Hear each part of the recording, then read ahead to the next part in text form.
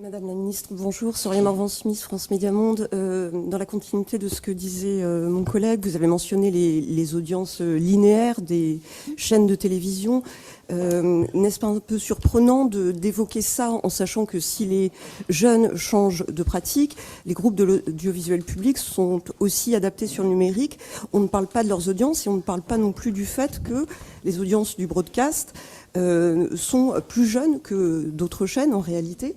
Alors, qu'en est-il des bons résultats sur les supports numériques, les podcasts, les réseaux sociaux qui, elles, trouvent un public? Également une question sur le local.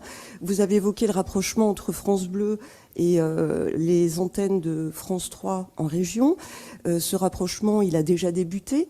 Il se traduit par des éditions des journaux qui ont disparu, avec notamment la fusion des rédactions nationales de France Télévisions, avec une extension de la durée des émissions produites par la radio comme la télévision, avec autant de moyens, donc ça veut dire qu'il y a moins de contenu, c'est beaucoup moins riche. Est-ce une bonne stratégie que de vouloir poursuivre dans cette direction? Quelle est votre stratégie, madame? Je ne comprends pas, parce que là, vous me faites du saucissonnage.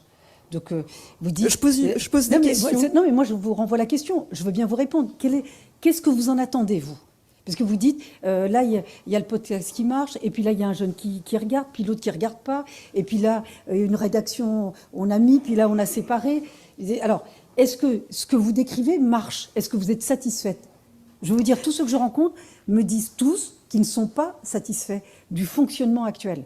Donc, moi, dites-moi l'objectif, puisque vous êtes à France Média Monde, quelle est votre vision et votre stratégie? Après, on peut avoir un désaccord de fond sur une vision. Sur la vision, je crois qu'on est tous à peu près d'accord, y compris ceux qui ont, moi je dirais pas qu'ils la contestent, qui ont des inquiétudes. Moi, je suis là pour expliquer en transparence. Vous me connaissez, à chaque fois que j'ai porté des réformes, avec succès, mais j'ai été en transparence.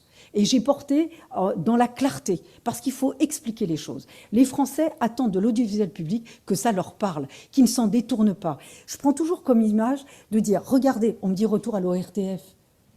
Mais l'ORTF, enfin, pardon, je vais peut-être vous choquer, mais ça permettait quoi? Quand vous avez un parent qui est ouvrier, qui regardait les dossiers de l'écran, et que le lendemain, il pouvait parler dans son usine avec son chef du dossier de l'écran parce qu'il l'avait regardé, vous ne croyez pas que c'est très fort d'avoir une culture commune, ce patrimoine commun? Vous n'êtes pas issus de catégories sociales vous êtes, comparables, mais vous pouvez discuter de choses qui vous relient. Moi, je dis toujours, si on repart sur... Il y a eu des grandes émissions. Vous étiez sur le canapé, il y avait les grands-parents, les parents, les enfants. Aujourd'hui, chacun est dans une pièce. Et il ne regarde pas. Je prends toujours comme exemple, avant vous disiez à votre enfant, tu es puni, tu ne regarderas pas la télévision. Vous pouvez le punir, il ne regarde pas la télé. Donc ça ne changera rien. Donc aujourd'hui, moi, mon ambition sur l'audiovisuel public, c'est qu'il redevienne ce patrimoine culturel commun. Et ça... On regarde la télévision? Pardon? Que tout le monde regarde la télévision. J'espère que le plus grand nombre regarde la télévision et que la mission du service public, c'est pas de s'intéresser à une audience ou à une catégorie, qu'il s'adresse dans la manière la plus large, dans la culture, dans l'éducation, dans le civisme, dans la cohésion. Voilà ce qu'on attend de l'audiovisuel public. C'est ce patrimoine culturel commun que nous avons pu construire, qui fait partie, j'allais dire, d'une valeur républicaine, du socle républicain français. C'est notre grande force. J'en ai quelques-unes de convictions. On me reproche assez d'ailleurs de ne pas brandir des étendards, mais j'ai pas à brandir d'étendards, moi. On m'a reproché, par exemple, on m'a reproché de ne pas prendre une assez nette position contre la guerre. Quelle guerre? Il y en a toujours eu des guerres. Oui, et j'ai pris des positions contre l'armée. D'ailleurs, j'étais pas le seul. Francis Lemarque aussi l'a fait. Et même, si vous voulez, plus nettement que moi. Et quelque temps après, dans Le Déserteur, Boris Vian l'a fait. Bien plus nettement que moi. Mais ce n'est pas mon tempérament de le faire comme ça. Moi, je le fais indirectement. Si vous voulez, moi, je fais de la propagande de contrebande. Je fais de la propagande indirecte. C'est ça. Ouais. Exactement comme dans les pâtes, il y a 70%, pour 100 grammes de pâtes, il y a 70% de sucre. Sournoisement, je le savais pas, je le sais maintenant. De sucre? On me soupçonne d'être diabétique. Oui, de sucre. Parce que vous avez trop mangé de pâtes? Non, je savais pas non plus. Eh ben, voyez, je ne savais pas. Eh bien, moi, c'est pareil. Dans mes trucs, il y a 70% de sucre. Mais seuls ceux qui sont faits pour le recevoir, ce sucre, le reçoivent. Les autres, je m'en fous, en réalité.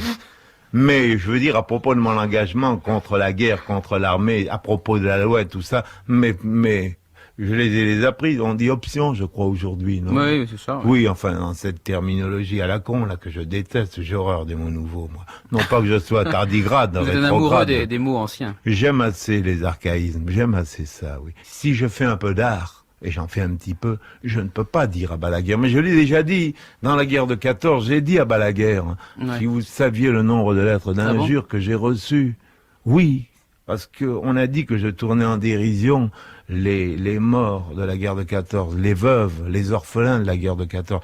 Il va sans dire que pour penser une chose pareille, il faut être un peu con. Il faut presque mériter d'être mort à la guerre de 14. Mais il est évident, ça saute aux oreilles que j'ai pris position contre la guerre, là. Bien sûr. Mais les gens ne l'ont pas compris, vous savez, la plupart des gens ne comprennent rien. C'est ça qui est grave. Ils entendent de travers, quoi. On sait bien que la parole est une source de malentendu, mais enfin, quand même, là, je trouve qu'ils vont un peu fort de me reprocher de ne pas aller assez loin. Bon, du temps de la guerre d'Indochine, je chantais la mère d'un jeune qu'on avait enrôlé de force pour l'Indochine, parce qu'il n'y avait pas que des volontaires en Indochine. Et en Algérie non plus, d'ailleurs. Ouais. Une bonne femme est venue me reprocher de ne pas faire une chanson contre la guerre d'Indochine. Je lui ai dit, écoutez, madame, je ne sais pas le faire, ça. Et puis, ça serait vite fait, à bas la guerre d'Indochine. Bon, d'autre part, je vous signale qu'à cette époque-là, la plupart des ouvriers qui aujourd'hui ont une position très nette à ce propos-là, étaient, sans le savoir, colonialistes. Vous savez qu'il était difficile de dire chez Renault que c'était pas à la France, l'Indochine.